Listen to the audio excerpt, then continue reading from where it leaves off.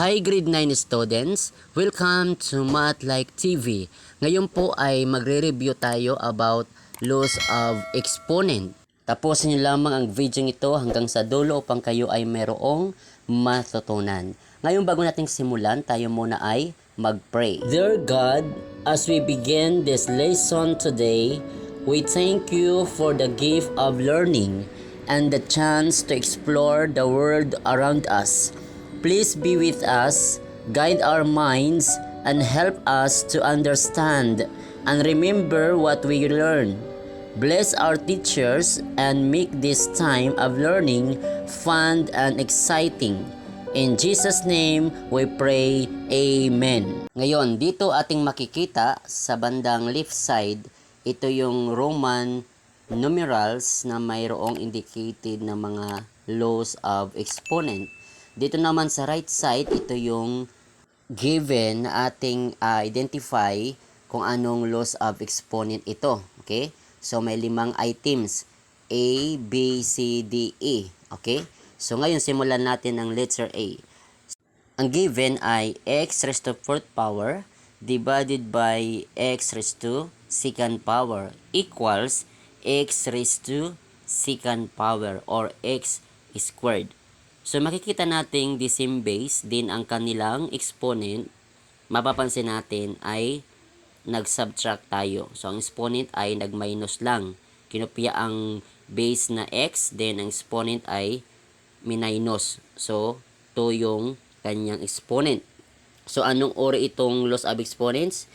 Ito yung tinatawag natin na quotient law.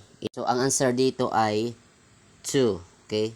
Roman numeral 2. Next, letter B, y raised to 4th power times y raised to 5th power equals y. Then, ang exponent niya ay ating lang pinag-add. Okay? So, anong uri ng laws of exponent ito? Ito ay tinatawag natin na product law. So, kinopya ang base kasi the same base lang. Then, ang kanilang exponent ay ating lang pinag-add. Okay? That is raised to 9. 4 plus 5, that is 9. Okay? So, ito ay Roman numeral 1. Okay. Next, letter C. Ang given ay quantity A raised to 4th power, then raised to 2nd power equals A raised to 8th power. So, anong uri ng laws of exponent ito?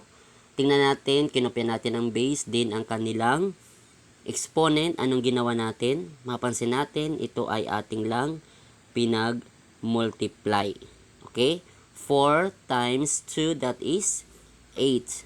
So, ito ay power of power. So, ito po ang uri ng laws of exponent. So, saan po dito? Ito yung nasa Roman numeral 3. Okay? Yan po ang answer ng letter C.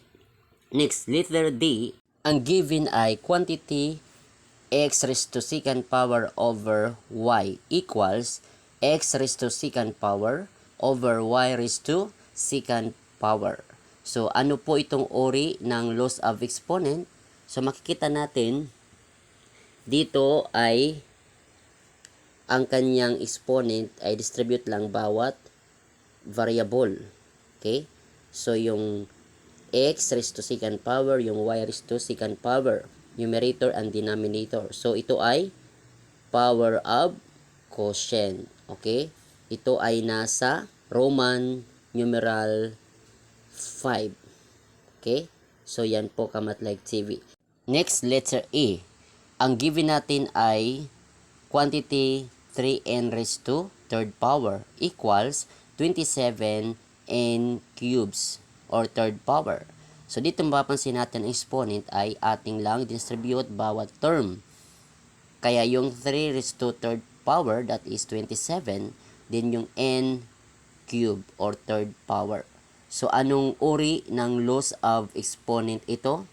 Ito yung ating tinatawag na power of a product. Okay? So, yan po Kamat-like TV. So, ito ay nasa Roman numeral 4. Okay? So, yan po ang kanyang answer. Now, it's your turn. I give you 5 items. Just comment your answer. Ngayon, kung meron kang natutunan, pakipindot naman ng like.